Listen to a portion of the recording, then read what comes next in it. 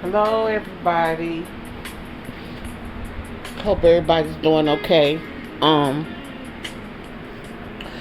we are reading a book that is very, very interesting. It's called The Color of Law, and we're on the second chapter. So, anybody that is reading along with us on our Tay Legacy page, welcome. And so, in the second chapter, I'll probably play it again, especially for my grandchildren and for my any other family members that didn't catch it this time. Basically, what the reader is talking about, systematic practices that are put in place, and that even though our representative leaders in Congress and Senate, depending on what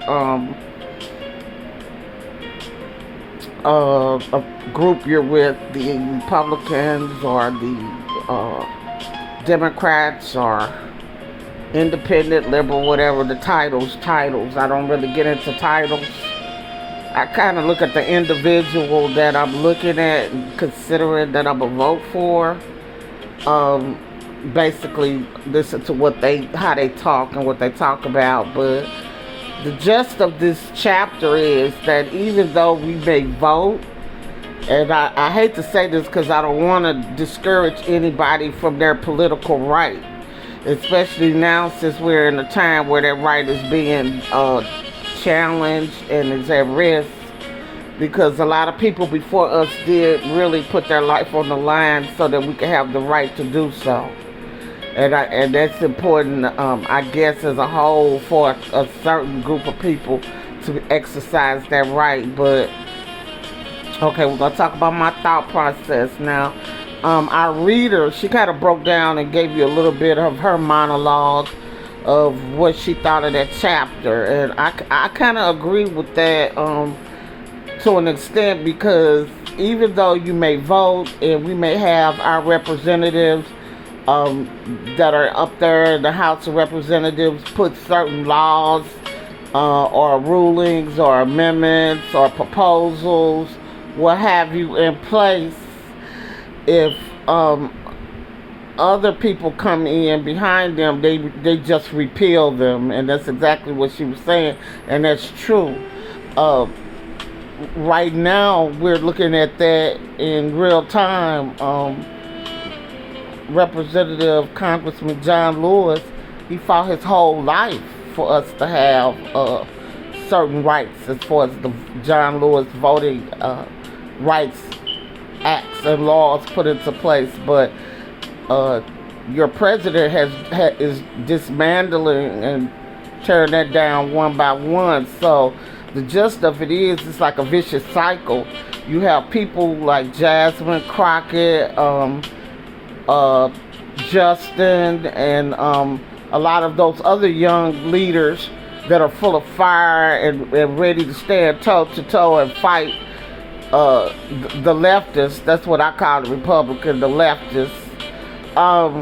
And it doesn't matter, because they're going to do what they want to do. They'll repeal it, or they'll put barriers in place where they don't even act out or implement whatever that rule that is changed to be in our favor.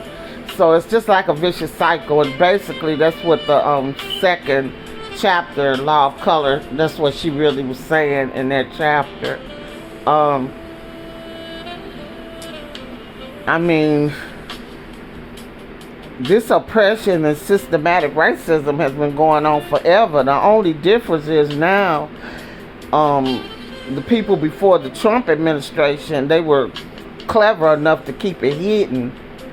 And if you don't read a book, you really never know. But Trump, he puts it in your face. He has nothing to hide. That's the only difference. What we're going through is it's not instant. These practices have been in place forever. But the difference is, he don't try to hide. He just, it is what it is for him. And then you have to realize, you guys are allowing a sick, aged person run our company whose mind is not healthy and whose health is not healthy. And I think that's a crime within itself. he should be removed for his own safety, not only the safety of of all the billions of people that he has under his watch, but just for his own safety and sanity, you know. He's an older guy, older gentleman, and wealthy. He done racked up enough money off the backs of the American people, and I think he should be removed and let him live the rest of his days in peace, and put somebody in there that's really gonna look out for the well-being of the country. But we're gonna talk about these felonies and expunging records. Well, if you guys remember, I told you that one of my kids, when he was just getting ready to graduate high school, got jammed up when Michael Brown was murdered for unsubstantiated charges, something that they just put on his head. They didn't have any proof, and it was in his records. Well, I went through the pain of expungement. I got my information from the St. Louis County courthouses to find out what I needed to do to expunge his record. He was 17, just turned 18. I went into the necessary department and filed the papers, had them filed, had to spend money to do that. And we were told that they would not show up on his record, and we received receipts, and we thought all was well until we moved here, and he went for a job that he really wanted, and there it popped back up again. So here's the systematic racism part of it. So we're in a different state, right? And so Texas is telling us it's nothing they could do because the charges weren't here in Texas. That was in Missouri. So, of course, while driving black and being here in Texas, it's like these young black people are just a magnet for the police to sort them out and then tag felony on their record. And so now we're told that we have to go through the red tape of, again, here we go. You're exploiting money. The time was served or whatever obligation for these non-proven charges. And this is just one isolated story. I mean, our kids are going through record numbers with this.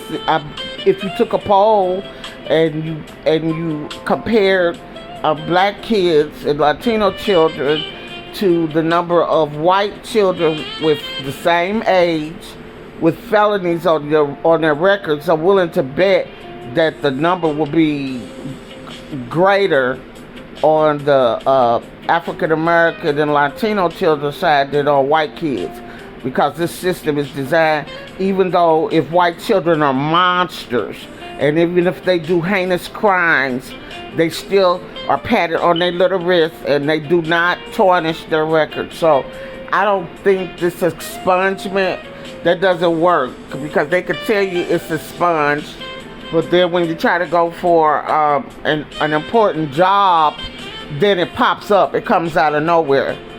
Fortunately, I've been blessed. I've never really never ever had anything on my record. I've been blessed that way. But you got to remember, I came up in a different era, a different time. I'm talking about our youth of today. So I wish somebody would brainstorm, some of those lawyers, and come up with an amendment, and all of these politicians that are running and trying to get seats. I suggest they really need to get out amongst the people and find out what the people want. And the people should not put anybody in the seat up in the House of Representatives unless they're saying what you want to hear. But the gist of it, and this is just in my mind, common sense. If this country is based off of electoral votes, which are not fair, I mean, why do the popular vote when it's based on the electoral vote? That does not make sense to me. None of that makes sense to me. But anyhow, I mean, I'm one person. What I think, it may not be of any importance or credence, but as I said, I'm an analytical thinker. I think in common sense terms. Even if the people vote, the electorate is going to dictate how the voting process ends. And it's so outdated. I think it's the same as when the forefathers drafted it. So we may need to start the conversation about maybe rewriting or amending or doing something to the Constitution, because it's outdated. Some of the verbiage contains systematic, oppressive words. And I kind of know about the Constitution because when we were going to school, and in order for us to graduate 8th grade and go into high school, we had to memorize the preamble and the Constitution in its entirety before we were allowed to go into high school. So that kind of opened up the door for me for political awareness. And as I said, my background is so colorful. I've worked in so many different environments, and one of them as a Board of Election judge at the Board of Education. Board of Elections in St. Louis. So expungement is not working because somebody could drop the ball as far as expunging somebody's records.